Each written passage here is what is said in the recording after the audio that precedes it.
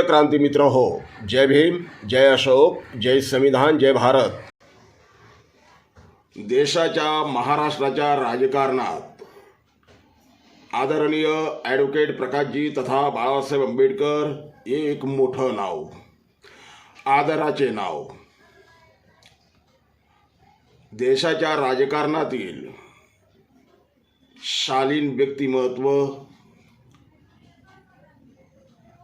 विचारवंत नेते, कायद्याचा सखोल अभ्यास असणारे,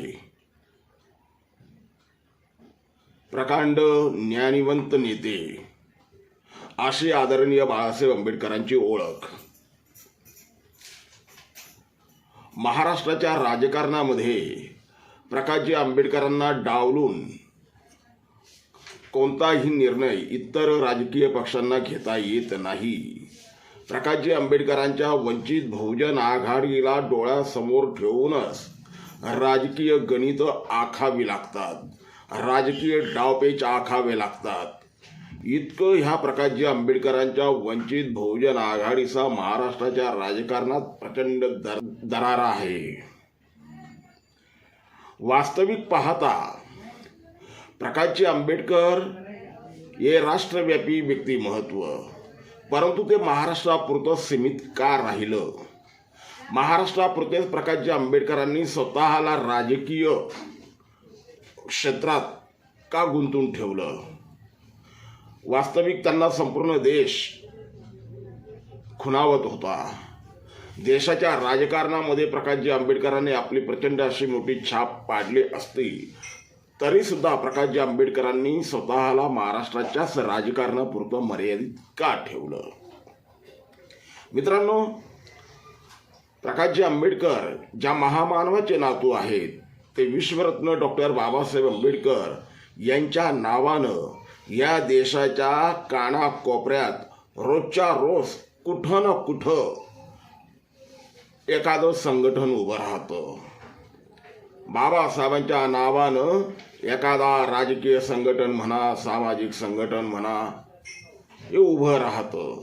आणि विशेष म्हणजे त्या भागात त्या बाबासाहेबांच्या नावानं स्थापन केलेल्या संघटनेला प्रतिसाद मिळतो.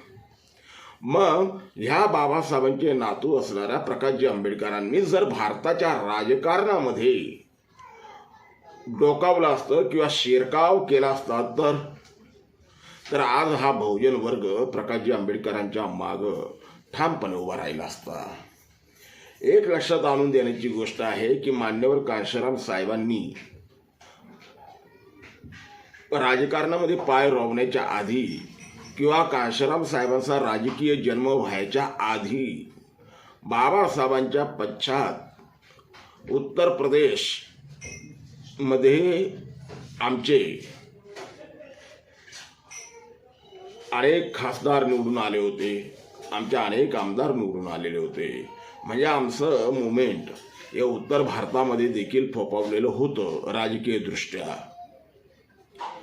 प्रकाशजी आंबेडकर आरामात ती पोकळी भरून काढू शकले असते, परंतु असं असतानाही प्रकाशजी आंबेडकरांनी राष्ट्रीय राजकारणात पाय का रोवले नाही? याचं उत्तर देताना स्वतः प्रकाशजी आंबेडकर एका ठिकाणी म्हणाले होते, बाळासाहेबांना ज्या वेळेला पत्रकारांनी प्रश्न विचारला की बाळासाहेब आपण उत्तर प्रदेश, बिहार सारख्या राज्यामध्ये राजकीय दृष्ट्या का उभे राहत नाही, तिथं आपला पक्ष का उभा करत नाही? त्यावेळी प्रकाशजी आंबेडकरांनी दिलेले उत्तर माझ्यासाठी फार महत्त्वाचं उत्तर आहे. प्रकाशजी आंबेडकर म्हणतात, उत्तर भारतामध्ये कांशीराम साहेबांनी एक मोठं राजकीय आंदोलन उभं केलेलं आहे, एक सामाजिक क्रांती त्यांनी उभी केलेली आहे. मला मतांचे विभाजन करायचे नाही. त्या ठिकाणी मायावती, कांशीराम साहेब या जर राजकीय बदल घडवून आणू पाहत असतील तर त्यामध्ये विभाजन करण्याचं मला काय कारण? म्हणून मी त्या ठिकाणी जात नाही.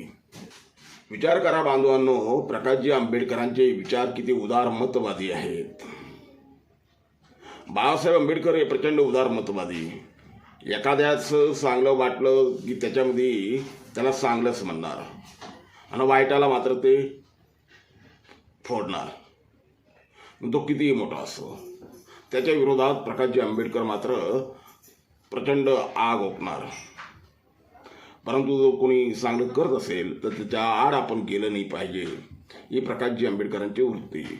उत्तर प्रदेश, बिहारमध्ये देखील प्रकाशजी आंबेडकरांनी राजकीय सवता सभा उभा न करण्याच्या मागचं कारण केवळ आणि केवळ त्या ठिकाणी मायावतींच्या मतांमध्ये विभाजन होता कामा नये, बहुजनांच्या मतांमध्ये विभाजन होता कामा नये, बहुजन समाज पक्षाच्या आणि एकूणच आंबेडकरी मुवमेंटच्या मतांमध्ये कोणत्याही प्रकारचं विभाजन होता कामा नये याची घेतलेली काळजी महाराष्ट्रामध्ये इतर नेते का घेताना दिसत नाही.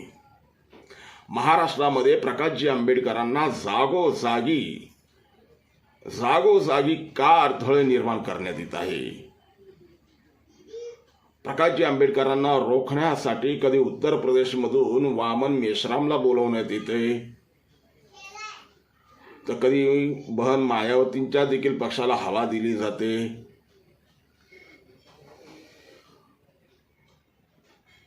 कधी कवाडे, आठवले यांनाही हवा दिली जाते.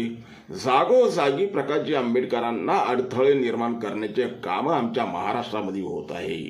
जे प्रकाशजी आंबेडकर संपूर्ण देशभरामध्ये आंबेडकरी मतांमध्ये फाटाफूट होऊ नये, आंबेडकरी मतांमध्ये विभाजन होऊ नये याची काळजी घेतात, त्या प्रकाशजी आंबेडकरांना मात्र जागोजागी राजकीय दृष्ट्या अडथळे निर्माण केल्या जाते. हा विचार महाराष्ट्रातील, खास करून महाराष्ट्रातील जनतेनं करायला हवा.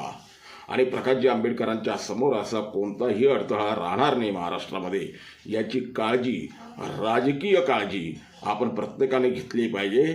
आणि मग त्या आता येणाऱ्या स्थानिक स्वराज्य संस्थांच्या निवडणुका असो की आगामी विधानसभा, लोकसभा निवडणुका असो, या निवडणुकांमध्ये आपली एकजूट करा. प्रकाशजी आंबेडकरांच्या मागं ती आपली ताकद उभी करा. मी प्रकाशजी आंबेडकरांचं नाव यासाठी घेतो, त्यांच्या मागं ताकद उभी करा असं ह्यासाठी म्हणतो, कारण महाराष्ट्रामध्ये प्रकाशजी आंबेडकरांच्या मागं बहुतांश आंबेडकरी समाज एकवटलेला आहे. इतर बहुजन समाज एकवटलेला आहे. 18 बलुतेदार हे सगळे प्रकाशजी आंबेडकरांच्या मागं एकवटलेले आहे. तसे बाकी महाराष्ट्रातल्या इतर रिपब्लिकन नेत्यांच्या मागं कोणी समाज असल्याचं आपल्याला दिसत नाही. त्यांना फक्त सत्ताधारी पक्षांकडून हवा मिळते म्हणून त्यांची थोडी चर्चा करण्यात येते, परंतु तसं वास्तवात काही नाही. समाज हा फक्त आणि फक्त प्रकाशजी आंबेडकरांच्या मागं उभा आहे महाराष्ट्रामध्ये. म्हणून मी प्रकाशजी आंबेडकरांच्या मागं जो इतर उरलेला समाज आहे त्यांनी एकत्रित यावं ह्यासाठी मी हे वारंवार प्रकाशजी आंबेडकरांचं नाव घेतो.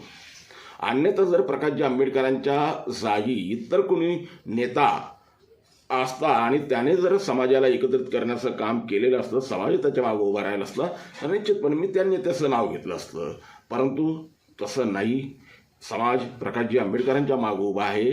आणि म्हणून जो इतर कोणता आपला बाकी समाज जो काठावर उभा आहे किंवा तो अजून निर्णय घेऊ शकलेला नाही, त्या काठावर असलेल्या समाजाने सुद्धा आता काठावरती उभं न राहता थेट बाळासाहेबांच्या पाठी उभं राहावं हे या व्हिडिओच्या माध्यमातून विनंती करतो, आवाहन करतो. जय भीम.